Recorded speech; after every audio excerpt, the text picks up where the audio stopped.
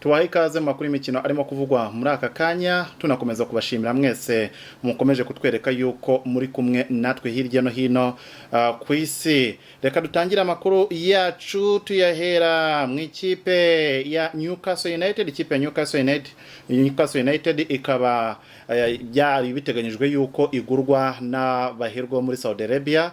Ni deal isa nkaho yatangiye umwaka ushize, ariko by'umwihariko yashyushye cyane mu ntangiriro z'uyu mwaka, aho byavugwaga yuko aba bagabo bagombaga kugura iyi kipe miliyoni 300 zose z'ipaundi, nubwo umuherwe w'ikipe ya Newcastle United we yashakaga miliyoni 340. Byaje kurangira n'ubundi babyumvikanyeho, umuherwe aravuga ati nimwuzuze 340 nyibahe. Abanya Saudi Arabia nabo baravuga bati 300 zonyine nizo twaguha, ariko byageze aho Mike Ashley yemera yuko bayigura imigabane ingana na 80% kuri izo miliyoni 300, ubundi ndi migabane isigaye akayigurisha ku bandi bashoramari, harimo umugore witwa Amanda n'abandi bagabo babiri b'abacuruzi bakomeye cyane hariya mu gihugu cy'Ubwongereza bitwa The Robben Brothers. Gusa ibintu byose bisa nkaho byari byarangiye n'imbanziriza masezerano bari barayisinye, aho na 5% y'amafaranga yose yari kwishyurwa ahwanye n'izo miliyoni 300 yari amaze gusinywa n'aba bakireho muri Saudi Arabia. Ariko byaje gutungurana nuko kuri uyu munsi mu kanya ibiganiro bari baragenanye byose birangiye, abanya Saudi Arabia akaba bivuyemo bitewe n'impamvu zitandukanye. Zimwe zirimo ziragenda zivuga ko ari impamvu za politike, bitewe nuko mu gihugu cya Saudi Arabia n'ubundi harimo kuvuga yuko batubahiriza uburenganzira bwa kiremwamuntu bigendeye ku munyamakuru wahapfiriye. Abandi bakavuga bati iyi leta yo muri Saudi Arabia isa nkaho mu by'ukuri irimo gufasha abagizi ba nabi, harimo n'abajura biba amashusho rights z'amateleviziyo. Ibi byose nibigenda bivugwa cyane, ariko by'umwihariko nitwatinya kuvuga yuko n'uyu Mike Ashley nawe ntago yigeze bishyira mu bushake kugira ngo agurishe ikipe ya Newcastle United. Ntago ari ubwa mbere ikipe ya Newcastle yabona umuntu uri serious ushaka kuyigura, ariko Mike Ashley akamunaniza. Ni imyaka myinshi cyane ishize, kandi abafana basa nkaho nabo bamaze kurambirwa uyu mukire, kuko uko bifuze ko ikipe yayo yatera imbere nta kintu na kimwe yigeze abikoraho kuva yayigura mu mwaka 2007. Reka dutegeze turebe akazoza k'ikipe ya Newcastle United. Mu by'ukuri abantu benshi bari bishimye, abantu benshi bifuza kureba Newcastle umwaka utaha uko izaba imeze nyuma yuko uyu mukiro muri Saudi Arabia yaza kuyifata, bitewe n'amafaranga yateganyaga gushyiramo, kuko byavugwaga yuko yagomba kugura abakinnyi ba mbere bakomeye ku isi. Mu bakinnyi bavugwaga harimo abakinnyi nka Kylian Mbappe, ba Edison Cavani, uyu mu defense y'ikipe ya Liverpool Virgil van Dijk nawe yashyizwe mu majwi yuko ashobora kugurwa, tutibagiye n'abasore nka ba Sergio Ramos. Urebye Newcastle byavugwaga yuko iri bugure buri mukinnyi wese ukomeye, ku buryo batari no gutinya no kugerageza ku mukinnyi Lionel Messi. Ariko ubwo ibyo byose bisa nkaho birangiye, no gutegereza ukazareba uko bizagenda. Gusa Mike Ashley ntago ahombye miliyoni 300 zose, akaba nibura ari butware miliyoni 17 zihwanye na 5% yari yarishyuwe ubwo basinyaka imbanziriza masezerano. Urumva ko ni inkuru y'incamugongo ku bafana b'ikipe ya Newcastle, nanjye ndimo, ubwo n'abandi bafana bose b'ikipe ya Newcastle ubwo turabihanganishije. Nta kundi no gutegereza gusa, n'ubundi ikipe iracyari ku isoko. Bivuze yuko ejo n'ejo bundi hashobora no kuza hakaboneka undi muntu wakwifuza kuyigura. Reka tuve mu ikipe ya Newcastle twerekeze mu yandi makuru atandukanye arimo kugenda avugwa hariya ku mugabane w'i Burayi, cyane cyane amakuru twibanda ku makuru y'amatransferi. Duhere mu ikipe ya Manchester United. Mu ikipe ya Manchester United bikaba bivugwa yuko iyi kipe yatangiye ibiganiro na rutahizamu ukomoka mu gihugu cya Mexique, uyu nguyu bamwita Raul Jimenez. Raul Jimenez ni umwataka ukomeye cyane w'ikipe ya Wolverhampton Wanderers yari mu gihugu cy'Ubwongereza. Ikinyamakuru cyitwa RTP ni televiziyo na radio hariya mu gihugu cya Portugal, abakaba aribo bamaze gutangaza yuko uyu Raul Jimenez bivugwa yuko arimo gushakishwa cyane ikipe ya Manchester United. Reka turebe niba bizashoboka, ariko nagara ubwa mbere ibi byavugwa, kuko n'umwaka ushize Manchester United yagiye igaragaza kwifuza cyane uyu rutahizamu w'umunya Mexique.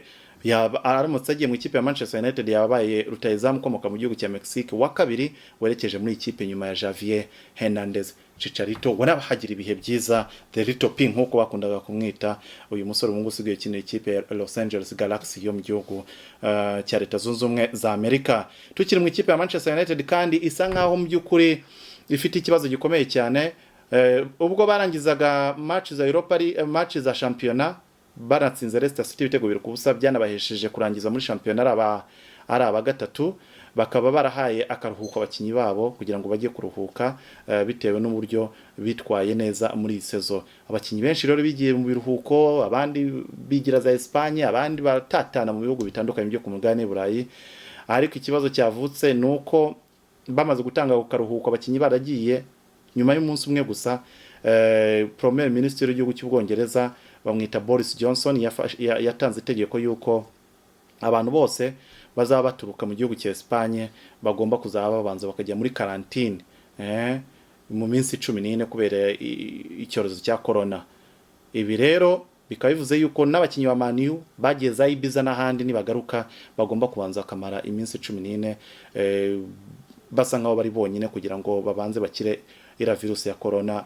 Ibi bisa nkaho abantu benshi bafite ubwoba yuko ese abo bakinyi ni baramuka baje baza iminsi 14 ikaba izahita ibashyirwaho, izo bizagenda bite, cyane cyane ko Manchester United ifite match ya Europa League icyumweru gitaha n'ikipe ya Lansky yo mu gihugu cya Austria.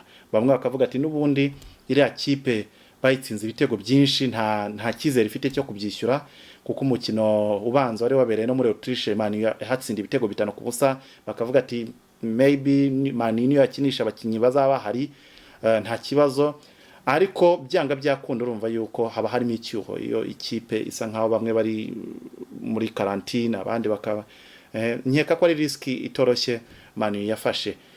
Ikibazo gishobora no kuvuka ahubwo mu gihe n'ibindi bihugu byo kungana byafatirwa izo ngamba, kuko biravugwa yuko Ubwongereza buracyanareba ko n'ibindi bihugu bisa nkaho abarwayi ba corona barimo kwiyongera ko naho babafungira imipaka. Icyo gihe cyaba ari ikibazo gikomeye cyane ku bandi bakinyi baba baragiye Man U, icyo gihe yakwisanga bibaye ngombwa kukinisha abakinyi babasimbura.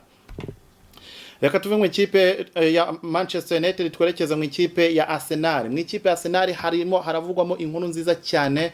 Iyi ni inkuru inareba n'u Rwanda. Ikipe ya Arsenal ikaba isa nkaho yamaze gushima rutahizamu w'umunyarwanda uyu nguyu bakamwita George Lewis. George Lewis ni umusore w'imyaka 20, akaba ari umusore uvuka ku Banyarwanda, yaba mama we yaba na papa we.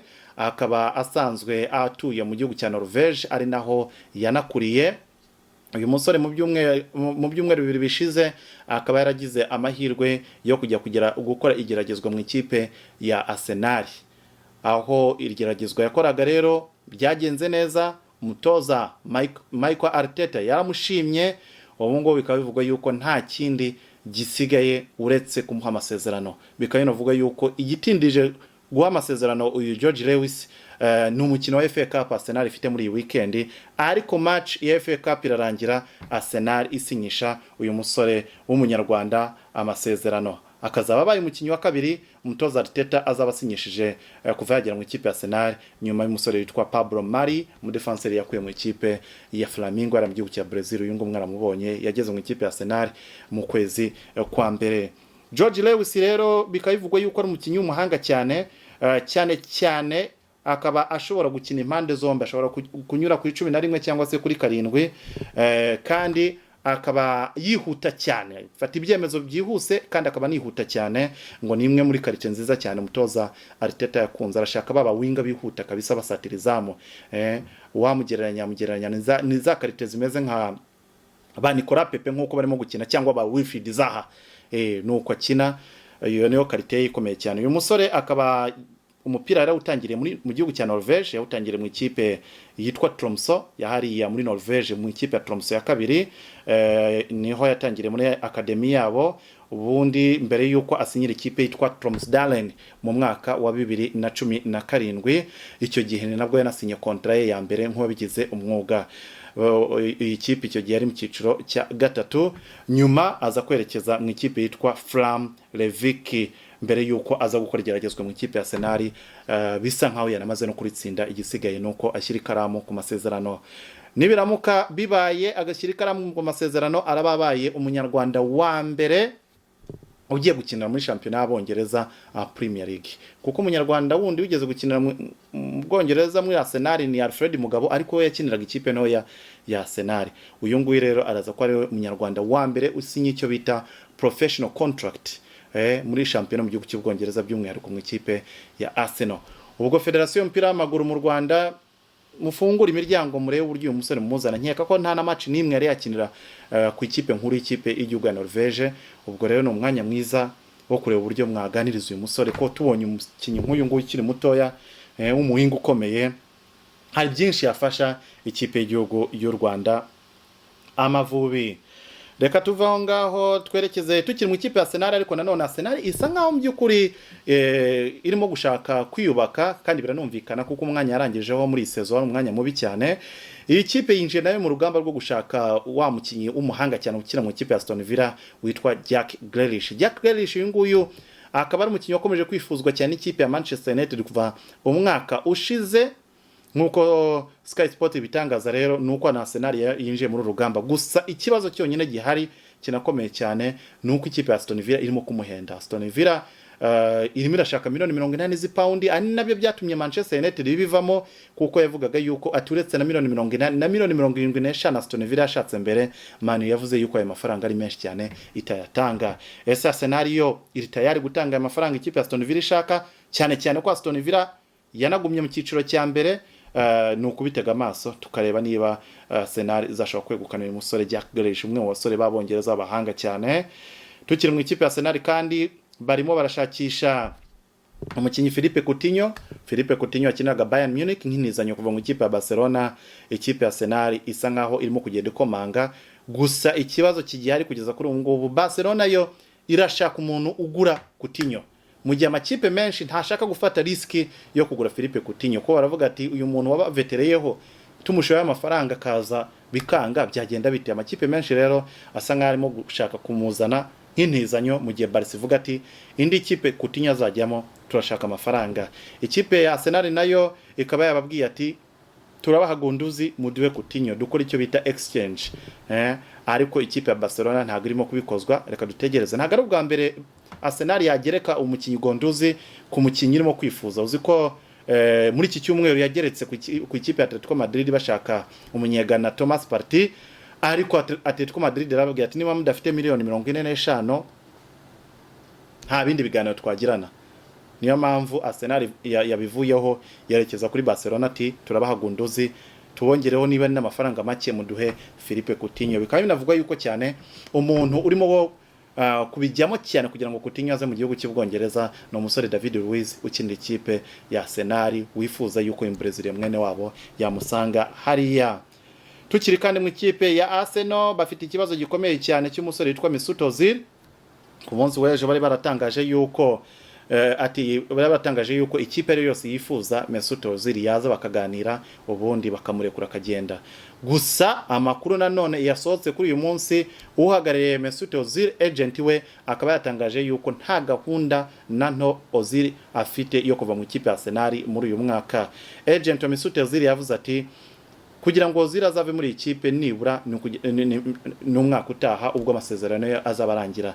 Ozil kugeza kuri ngo asa nkarimo kuvunisha cyane ikipe ya Arsenal, kuko niwe mukinnyi uhembwa amafaranga menshi mu ikipe ya The Gunners, ibihumbi 350 byose by'ipaundi, kandi atanakina mu by'ukuri, kuko Ozil urebye muri uyu mwaka w'imikino yatsindiye Arsenal igitego kimwe gusa. Urumva ko umusaruro we ni nkaho ntawo mu by'ukuri, kandi ari we mukinnyi unahembwa amafaranga menshi. Ariyo mpamvu ikipe ya Arsenal isa nkaho ishaka kumugurisha kugira ngo idakomeza guhomba aya mafaranga, nibura aya mafaranga yakanahembye n'undi mukinnyi ukomeye ubanza no mu kibuga. Reka tuve mu ikipe ya Arsenal twerekeze mu gihugu cy'Ubutaliyani. Muramuzi cyane uyu nguyu bamwita Andrea Pirlo. Andrea Pirlo ni umukinnyi umuhanga cyane mu makipe nka za Juventus na AC Milan. Ubu ngubu akaba yarasezeye ku mupira w'amaguru. Andrea Pirlo rero benshi bakundaga kwita ngo ni master of free kicks cyangwa of set pieces, kuko yari umuhanga mu gutera za kufra. Uyu mugabo rero akaba yamaze nawe kwinjira muri list ndende y'abakinyi barimo kugenda baba batoza. Akaba yagizwe umutoza w'ikipe ya Juventus y'abari munsi y'imyaka 23. Reka tumwifuriza amahirwe masa muri kariyeri ye nshya y'ubutoza Andrea Pirlo. Mu gihugu cy'Ubudage reka twerekeza mu ikipe ya Borussia Dortmund. Marco Reus ni umwe mu basore b'abahanga cyane, twavuga yuko babayeho muri iyi myaka ya vuba hano, ariko wagize ikibazo cyane cy'imvune. Uyu muwinga w'ikipe y'igihugu Budage n'ikipe ya Borussia Dortmund akaba yari yaravunitse, ariko benshi bavugaga bati araza kongera imbaraga mu ikipe ya Dortmund ubwo shampiyona izaba isubukurwa itangira ejo bundi, ariko akaba yongera aravunika ku buryo byamaze no gutangazwa yuko batazi n'igihe azagarukira mu kibuga. Marco Reus imvune zisa nkaho zagiye zimwicira kariyeri, kuko kubijyanye n'ubuhanga byo nta mukinyi ikipe ya Dortmund yaba yaragize umuhanga muri imyaka nk'icumi ishize nka Marco Reus, ariko ikibazo cy'imvune gisa nkaho mu by'ukuri kirimo kugenda kimwicira amahirwe kikanica na kariyeri ye. Mu ikipe ya Manchester City bo bakaba bari bize cyane, barimo kugenda bagura abakinyi. Ikipe ya Manchester City ikaba bamaze kugura myugariro w'ikipe ya Bournemouth yahariye mu gihugu cy'Ubwongereza witwa Nathan Ake.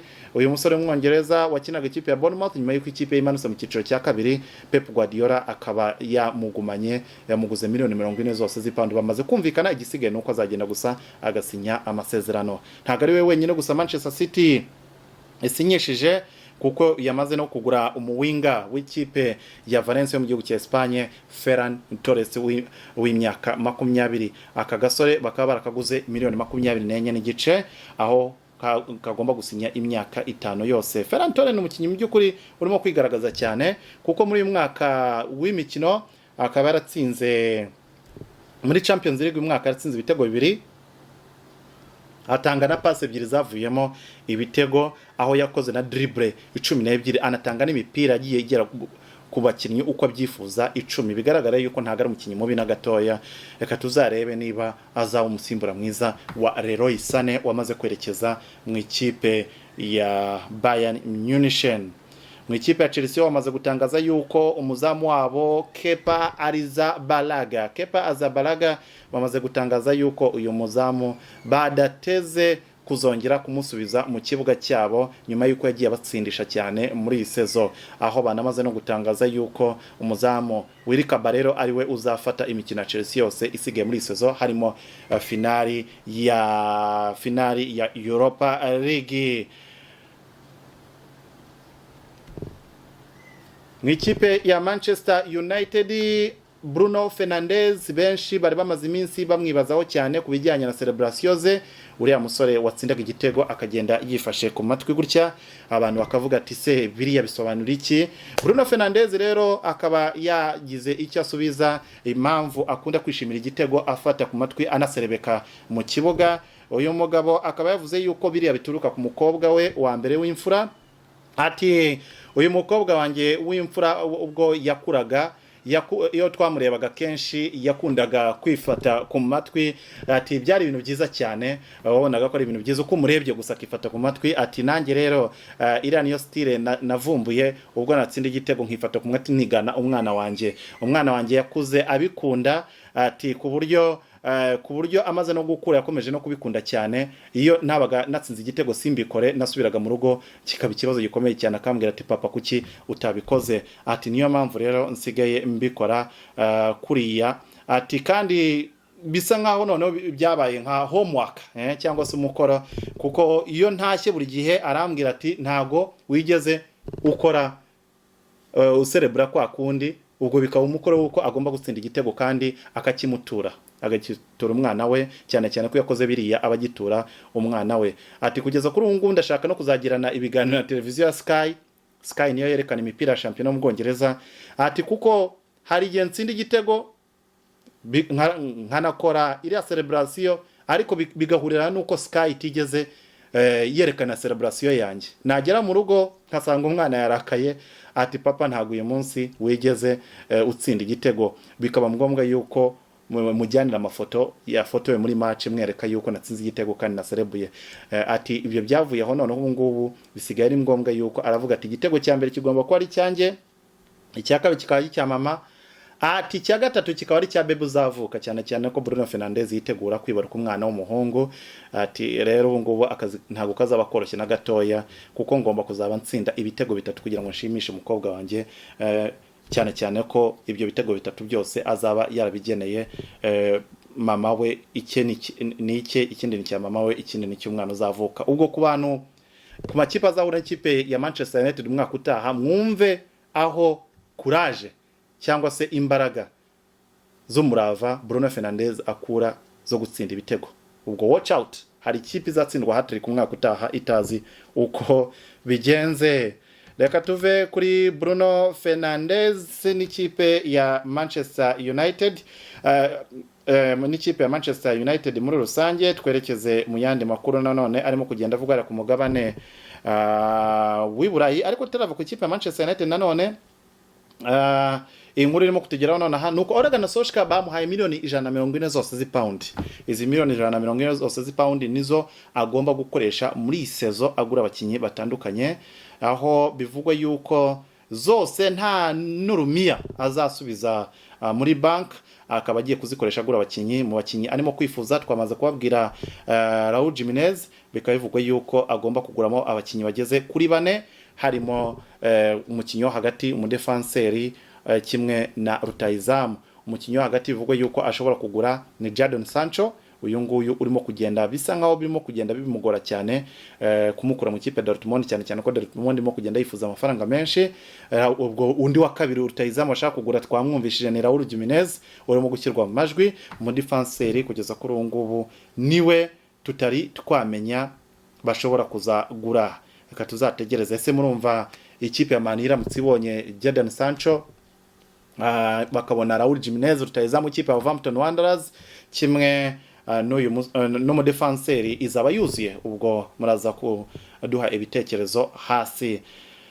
Dukomeje n'andi makuru atandukanye. Mu gihugu cy'Ubutaliyani hari hamaze iminsi harimo kuvugwa inkuru yuko iyi kipe ya Inter de Milan yagiranye ibiganiro na Lionel Messi kugira ngo aherekezemo.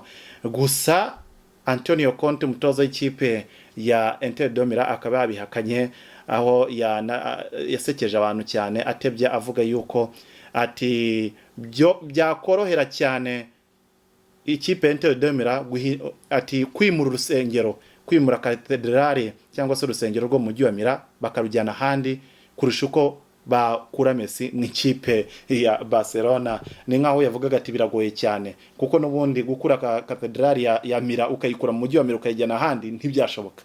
Ati rero niba ibyo bisa nkaho ari byo bigoye cyane, gukura Messi mu ikipe ya Barcelona tukamuzana muri Inter de Milan byo biragoye kurushaho. Tukiri kandi mu ikipe ya Inter Milan, iyi kipe ikaba yabwiye Manchester United yuko ishaka kugumana umukinyi wayo Alexis Sanchez. Man U nyuma yuko ikuye Alexis Sanchez mu ikipe ya Arsenal, bamutwaye mu buryo buri free kuko amasezerano yararangiye, ariko ageze mu ikipe ya Manchester United mu by'ukuri umupira we waranze kandi banamuhemba amafaranga menshi. Burya niwe mukinyi wembwa amafaranga menshi mu ikipe ya Man U. Ole Gunnar Solskjaer amaze gufata ikipe yahise we amutiza mu ikipe ya Inter de Milan, kandi urebye ubu ngubu nta na gahunda afite yo kumugarura. Nyuma yuko rero umwaka we bari bamutije mu ikipe ya Inter de Milan, ikipe ya Inter de Milan yo yaramushimye, irashaka kumugumana. Gusa Inter ntago ishaka kumugura amafaranga kuko agifitanye amasezerano na Man U. Yabwiye Manchester United ati nimuze twumvikane tubahe Ivan Perisic wigeze nayo gushakishwa na Manchester United ubwo yatozwaga na Jose Mourinho. Ubu ngubu Ivan Perisic we bamutije mu ikipe ya Bayern Munich, nawe umwaka we wo gutezwa mu ikipe ya Bayern Munich wararangiye. Ubwo ku buryo barashaka kureba uburyo bamuhinduranya akajya muri Man U, ubundi Sanchez akaguma mu ikipe ya Inter de Milan. Bikaba binavugwa yuko kandi kugeza kuri ubu ngubu yuko Manchester ikipe ya Inter de Milan yabwiye Sanchez ati niba ushaka kuguma hano umushahara urimo guhabwa mu ikipe ya Manchester United ntabwo ari tuzaguha, ntabwo tuzakurengereza ibihumbi 200 by'ipaundi mu cyumweru. So reka dutegereze turebe niba ibihumbi 200 by'ipaundi ikipe ya Alexis Sanchez azayemera kugira ngo akomeze gukinira ikipe ya Inter Milan. Ese Manchester United izayemera? Byose no kubitega amaso. David Silva nyuma yuko arangije aseze mu ikipe ya Manchester City nyuma y'imyaka irenga 10 kinira ikipe, ubu ngubu ni hot cake cyangwa se ni kato ishyushye. Amakipe menshi cyane arimo aragenda amwiruka inyuma, kuva muri Leta Zunze za Amerika tukajya muri Leta Zunze z'Abarabu, mu gihugu cya Espagne, aha hose ni ikipe zirimo kugenda zimwiruka inyuma. Ikipe ya Valence yahozemo n'ubundi mbere yuko ajya muri ikipe ya Manchester City irimo iramushakisha. David Beckham n'ikipe ye Inter Miami hariya muri Leta Zunze za Amerika nawe arimo aramushaka. Hari n'ikipe kandi yo muri Dubai nayo irimo kugenda imushakisha. Ubwo no gutegeza tukareba ese David Silva arerekeza hehe. Tudakuye muri ikipe ya Lazio Roma mu gihugu cy'Ubutaliyani nayo irimo kumushaka kugira ngo azayifashe mu Champions League umwaka utaha. Reka dukomeza amakuru yacu nanone tuyerekeza mu mikino, tuyerekeza mu mikino ya basketball igomba gutangira uyu munsi hariya mu mujyi wa Orlando muri Florida. Ariko mbere yaho reka tubanze tunyure mu kipe ya Manchester City. Hari umugabo witwa Fernandinho, muramuzi cyane mu kipe ya Manchester City. Uyu Fernandinho akaba yatangaje yuko Pep Guardiola yamubwiye yuko ati afite indoto cyangwa afite ibyifuzo by'uko yazatoza ikipe y'igihugu ya Brazil. Ati Guardiola yanyeretse umushinga, anyereka plan yose y'uburyo yatoza Brazil kandi gahita yegukana igikombe cy'isi. Gusa ikibazo gihari cyonyine, ese federation mu gihugu cya Brazil yo yakwifuza guha akazi Pep Guardiola? Cyane cyane ko federation y'umupira w'amaguru muri Brazil na za Argentine ntago bakunda gukoresha cyane abatoza batari abatoza baturuka iwabo. Bakunda gukoresha abene gihugu cyane cyane ko ngo bizera ko bafite abene gihugu babazi gutoza neza. Nuko uzategeza tukareba niba ibintu bizaye impama. Ariko Fernandinho aravuga ati nanjye nakwifuza kubona Guardiola atoza Samba Boys. Ese murabyumva gute? Guardiola n'uriya mupira we unyerera aramutse awugejeje muri ziratara za Brazil, murabona koko yabishobora gutwara igikombe cy'isi? Uretse ko nanjye mfite amatsiko yo kureba Pep Guardiola atoza bari abasore ba Brazil, cyane cyane ko bafatwa nk'aho mwe basore basa nk'aho bari talented ku isi. Nuko ari bivugwa nyine, ariko biramutse bibaye nanjye ubwanjye rwose nabitegereza amatsiko menshi cyane kureba umupira ikipe ya Brazil yaba irimo gukina itozwa na Pep Guardiola. Twerekeza muri Leta Zunze za Amerika rero. NBA yagarutse ku bantu mukunda umukino w'intoki nyuma y'iminsi 140 yose shampiyona ya NBA isubitswe bitewe n'indwara ya ni virusi ya corona. Ubu ngubu bakaba bongeye baragarutse, barimo barakinira muri Orlando muri zira park zo muri Orlando, aho abantu bagiye muri theme park yo gukina n'ibindi. Imikino yose yo muri Amerika niho irimo kubera, kuva kuri basket kugeza ku mupira w'amaguru. So kuri uyu munsi rero New Orleans Pelicans iraza kuba ikina na Utah Jazz, mu gihe LA Lakers iraza kuba ikina na LA Clippers, abakunzi ba LeBron James. Bwana ubwo no kuba mwiteguye kuza kongera kureba King James kabisa amanuka n'amadenki menshi cyane. Twibutsa ko kandi shampiyona y'umupira w'amaguru ya Leta Zunze za Amerika aho bageze muri playoffs mu mikino kimwe cya kane kirangiza, aho kuri uyu wa gatano Philadelphia Union izakina Sporting Kansas. Orlando City yatunguranye mu by'ukuri. Orlando City nago ni imwe mu makipe atarahabwaga amahirwe yo kuzakina playoffs, ariko yakoresheje neza muri iki gikaruhuko k'igihe cya corona. Izara ba ikipe nshyashya, ikipe n'ubundi iyobowe na kapiteni wayo Luis Nani, ikazakina na Los Angeles Galaxy. Match zaba ku munsi wo kwa gatandatu, mu gihe San Jose Earthquakes iri kumwe na Minnesota United ku munsi wo ku cyumweru. New York City FC izakina na Portland Timbers ku munsi wo ku cyumweru. Orlando gusa bamwe bakavuga bati birashoboka impamvu irimo no gutsinda nuko irimo gukinira mu rugo, cyane cyane ko imikino yose irimo kubera muri Ria Park ya Orlando hariya muri Disney World muri Florida. Ni naho kandi imikino ya basket irimo kubera yose, kandi imikino yose irimo kubera kuba awiklo nta mufana uri mu kibuga.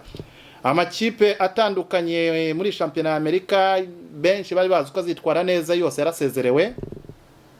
Ikipe nka Montreal Impact cyangwa Montreal Impact, ikipe yo muri Canada itozwa n'umutoza Thierry Henry, ikaba inabarizwa umusore Victor Wanyama wahoze mu ikipe ya Tottenham Hotspur. Iyo rwose barayisezereye